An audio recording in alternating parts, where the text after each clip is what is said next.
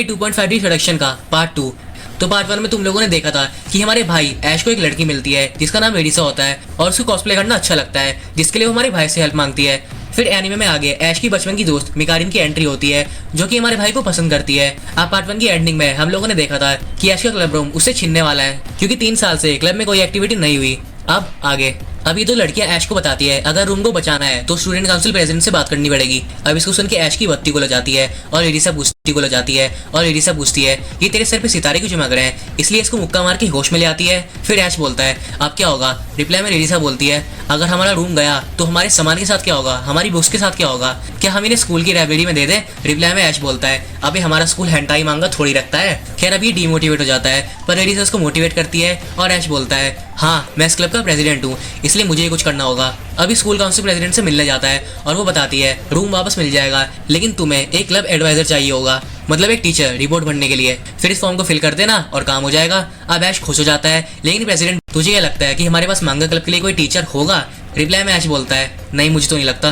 फिर ही प्रेसिडेंट बोलती है हम ये मदद करने के लिए ही बैठे हैं, अगर कुछ भी होगा तो हमें बताना। अभी सुन के ऐश खुश हो जाता है और फिर अगले सीन में ये बहुत सारी टीचर्स से बात करता है लेकिन सारे टीचर्स बिजी होते हैं। तभी हमारे भाई की मुलाकात एक मीठे टीचर से होती है जो कि इसको बताता है कि स्कूल में हानी नाम की एक नई टीचर आई है जो कि बहुत ज्यादा खूबसूरत है और वो हमारे भाई की मदद कर सकती है। अब अगले सीन में हानियू टीचर को देखते हैं जिसके आसपास लौंडे ही लौंडे होते हैं क्योंकि ये बहुत ज्यादा खूबसूरत है। अब हमारा भाई भी यहाँ पे आ जाता है और टीचर को सब कुछ बता देता है लेकिन ये बताती है अगर तू पहले पूछता तो मैं हाँ कर देती, लेकिन अब एग्जाम्स आने वाले हैं इसलिए सॉरी। अब ऐश बोलता है कोई बात नहीं। फिर सारे लौंडे यहाँ से जाने लगता है और हमारा भाई इसको देखता ही रह जाता है और सोचता है इनको मैंने कहीं पहले देखा है। अब इसको याद आ जाता है कि ये तो मायूरा है द लेजेंडरी कॉस्प्लेयर, इसलिए ये बोलता है मायू और तभी टीचर इसको घूर के देखती है जिससे चुप हो जाता है। फिर ये बोलती है कुछ बात करनी है अकेले में। अब अगले सीन में टीचर अपना रौद्र रूप दिखाती है और पूछती है और हाँ मेरी चाकू की धार बहुत ज्यादा तेज है। अब ऐश की फट जाती है और ये बोलता है प्लीज मुझे मत मारना और वो मुझे टच कर रहे हैं। रिप्लाई में मायूरा बोलती है क्या ये कसम से भाई मेरी टीचर ऐसी होती ना मैं तो संडे को भी छुट्टी ना मारता।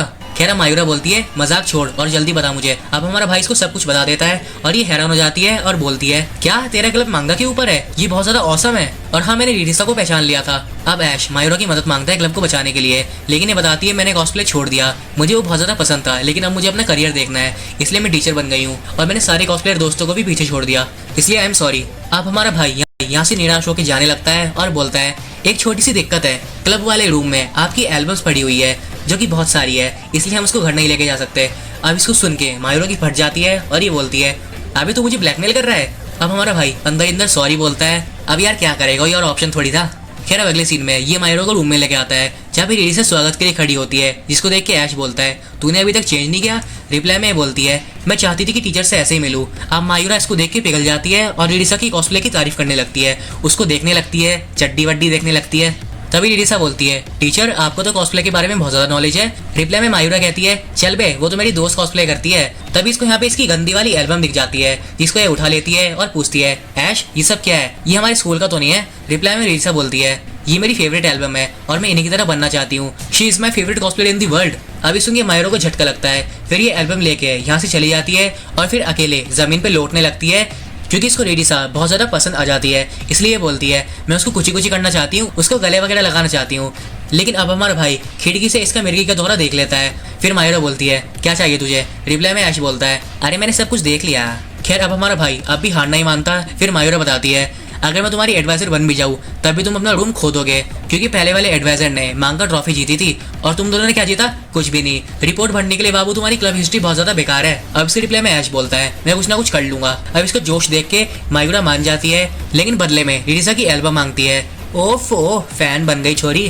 खैर अब अगले सीन में हमारा भाई एडिसा को बताता है कि हमें कोई क्लब एक्टिविटी करनी होगी जो बिल्कुल लेजिट लगे, इसलिए अभी एडिसा को खुद की बनाई हुई मांगा दिखाने लगता है। फिर यहाँ पे मायूरा भी जाती है और ऐश की 24 पेजेस वाली रोमांटिक मांगा देखती है जिसकी ड्राइंग 5 साल के बच्चे से भी ज्यादा गई गुजरी होती है। इसलिए मायूरा इनको एक स्कूल का इनविटेशन देती है जिसमें बच्चों को कहानियां सुनानी है जिसको देख के ये लोग बहुत ज्यादा खुश जाते हैं और रेडी हो जाते हैं। लेकिन अब अगले सीन में बच्चे इनकी घंटा नहीं सुनते क्योंकि बच्चों की एक अलग ही दुनिया होती है जिसमें वो कुछ भी कर सकते हैं, कुछ भी तोड़ फोड़ सकते हैं, लेकिन हमें उसके परिणाम असली दुनिया में भुगतने पड़ते हैं। That's why I hate kids. भाई मुझे बिल्कुल नहीं पसंद बच्चे। खैर अब शाम हो जाती है और हमारा भाई निराश होकर घर जा रहा होता है लेकिन एडिसा कल के लिए रेडी होती है। तभी हमारा भाई इसको एक आइडिया देता है जो कि हमें नहीं दिखाया, तुम लोग समझ जाओ यार क्या आइडिया दिया होगा। खैर अब अगले दिन एडिसा लीलेल की ड्रेस पहन के आती है जिससे सारे बच्चे अपनी असली औकात दिखा देते हैं और लीलेल के पहन के आती है, जिससे सारे बच्चे अपनी असली औकात दिखा देते हैं और लिलियल के पीछे पड़ जाते हैं और अच्छे बच्चों की तरह कहानी सुनते हैं। अब उन लोगों को नहीं पता ये कहानी नहीं मांगा सुन रहे हैं। खैर अब हमारा भाई फोटोज खींच रहा होता है और सब कुछ बढ़िया रहता है। फिर शाम हो जाती है और दोनों घर जा रहे होते हैं, लेकिन एरिसा बहुत ज़्यादा परेशान लग रही होती है और उसकी वजह मुझे नहीं पता। फिर अगले सीन में रात हो जाती है और हम उस सेक्सी सी टीचर को देखते हैं जो कि बहुत ज़्यादा थक चुकी है और इसे अपनी हॉबी छोड़ दी, एनीमे देखना छोड़ दिया और कॉस्प्ले करना छोड़ दिया। अब इसके पास ना इसकी दोस्त एडी का कॉल आता है, जिसको हमने पार्ट 1 में भी देखा था। अब सामने से एडी पूछती है कि तू समर कॉमिकेट में आ रही है, मतलब अगले इवेंट में, क्योंकि तूने अब तक अपनी ट्रॉफी नहीं जीती। अब इसके रिप्लाई में मायूरा बोलती है मैंने सब छोड़ दिया, अब मैं एक टीचर बन गई हूँ और ऐसी चीज़ें करके लोगों के सामने शर्मिंदा क्यों बनूं, और मैं कॉस्प्ले करना चाहती हूँ लेकिन जिंदगी बड़ी कुत्ती चीज़ है। अब अगले सीन में सुबह जाती है और ये दोनों रिपोर्ट रेडी कर लेते हैं। फिर मायूरा भी यहाँ पे आ जाती है, लेकिन ये दोनों रिपोर्ट को कचरे में फेंक देते हैं और बोलते हैं हम इसको सबमिट नहीं करने वाले। रिप्लाई में मायूरा पूछती है क्या कह रहे हो तुम लोग। अब हम फ्लैशबैक में देखते हैं जहाँ पे दोनों का रिपोर्ट असली नहीं लगती, चीटिंग लगती है, क्योंकि ये सच्चाई को छुपा रहे हैं कॉस्प्ले करने के लिए। अब एलिसा बोलती है मुझे कॉस्प्ले से प्यार है, लेकिन क्या वो छुपाने की चीज़ है, और कल जब मैं बच्चों के पास गई थी तब सब कुछ नॉर्मल था। रिप्लाई में ऐश बोलता है मुझे नहीं पता, लेकिन हमें लोगों की टेंशन के लिए कुछ करना होगा। और एलिसा बोलती है हाँ अगर हमने लोगों की अटेंशन ले ली फिर छुपाना ही नहीं पड़ेगा, और तूने मुझे पैशन के बारे में बताया था। अब एलिसा को बताती है तेरी इज्जत का क्या होगा, कॉस्प्ले में आपको 18+ एल्बम सेल करनी पड़ती है, जो कि बहुत ज़्यादा शर्मिंदगी वाली बात है। रीडिसा अपने पहले इवेंट में आई थी तब इसने उसको वापस घर भेज दिया था, क्योंकि तब रीडिसा की उम्र बहुत कम थी। अब ऐश बोलता है टीचर हम चाहते हैं कि लोग हमें सीरियसली लें, और रीडिसा ठान लेती है कि उसको कॉस्प्लेयर बनना है। इसलिए मायूरा रीडिसा को गले लगा लेती है और बताती है क्लब रूम वापस लेने के लिए हमें कंपटीशन में अच्छा करना होगा, और तुम्हारी फोटोज से काम नहीं चलने वाला, इसलिए मैं भी तुम्हारा साथ दूंगी। और हाँ तुझे बेस्ट बनना होगा, और अगर नहीं बनी ना फिर देखियो। अब रीडिसा की फट जाती है।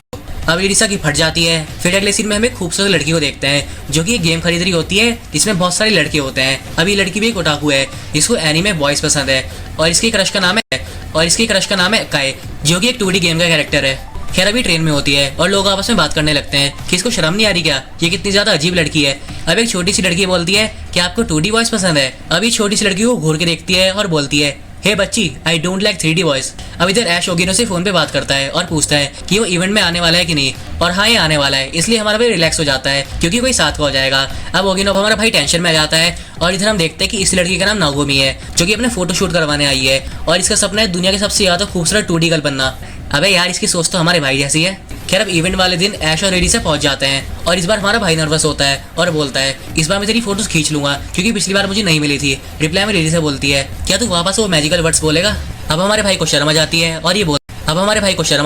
और ये बोलता है तेरी लिलियल पूरी दुनिया लिलियल है। अब रेडिसा को शर्म आ जाती है। फिर यहाँ पे मागिनो और उसका कैमरामैन ओगिनो भी आ जाते हैं। अब ओगिनो हमारे भाई को बताता है कि सब यहाँ पे नागोमी को देखने आए हैं, और पिछले हफ्ते में उसका एक ट्वीट पूरे सोशल मीडिया पे ट्रेंड कर रहा था, और आज हमारी लड़ाई उसी से होने वाली है, तो क्या तू रेडी है। अब इसको सुन के ऐश की फट जाती है। फिर मागिनो और रेडिसा चेंज करने के लिए चले जाते हैं, जिनके सामने से नागोमी आ रही होती है। फिर वो रेडिसा को देख के बोलती है तो वो लीलेल वाली लड़की है ना, मैंने पहचाना नहीं तुझे। अब ये ना रेडिसा को अपने से नीचे दिखाती है ये बोल के कि उसको अपने मेकअप पे थोड़ा और ध्यान देना पड़ेगा। आए हाय खुद के बाल अलग अलग कलर के हो रखे हैं और दूसरों को टिप्स एंड ट्रिक्स दे रही है। खैर अब रिप्लाई में रेडिसा पूछती है आज आप किसको कॉस्प्ले करने वाले हो। अब भैंजोत नागोमी को खुद ही नहीं पता होता है कि ये किसको कॉस्प्ले करने वाली है।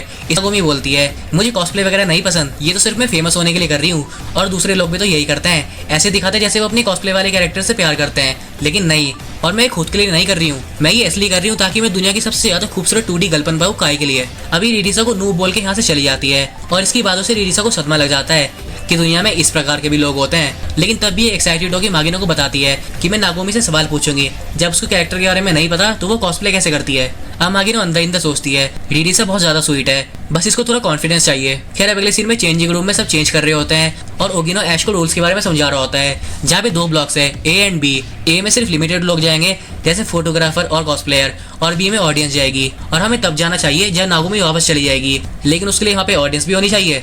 तो चल एशफोर्ड माय लॉर्ड। अब इधर हम देखते हैं रेडिसा सदमे में होती है और अभी भी सोच रही होती है हम दोनों में से कॉस्प्ले को ज्यादा प्यार कौन करता है। मैं खैर अब यहाँ पे मायूरा भी आ जाती है अपना फेस बदल के या फिर फेस छुपा के, ताकि इसको कोई पहचान ना सके। अब इसके मन में ना कॉस्प्ले को लेके लड्डू फूट रहे होते हैं। कितना मिस किया मैंने, 1 मिनट मैं टीचर हूँ। खैर अब हम नागोमी को देखते हैं जो कि रेडी हो चुकी होती है। अब इसकी सेक्रेटरी पूछती है क्या तुम अभी उस लीलेल वाली लड़की के बारे में सोच रहे हो। रिप्लाई में नागोमी बोलती है उसे देख के मुझे मायूरा की याद आती है, और उसकी फोटो देख के मुझे पता चल गया था कि वो अपने कैरेक्टर से कितना ज्यादा प्यार करती है। अभी अंदर अंदर सोचती है मैं हमेशा से मायूरा से अच्छा बनना चाहती थी, लेकिन वो मुझसे बहुत आगे है, और फिर वो पागल से रिटायर हो गई। अब बाहर मायूरा को छीका जाती है क्योंकि इसको नागोमी जो याद कर रही है।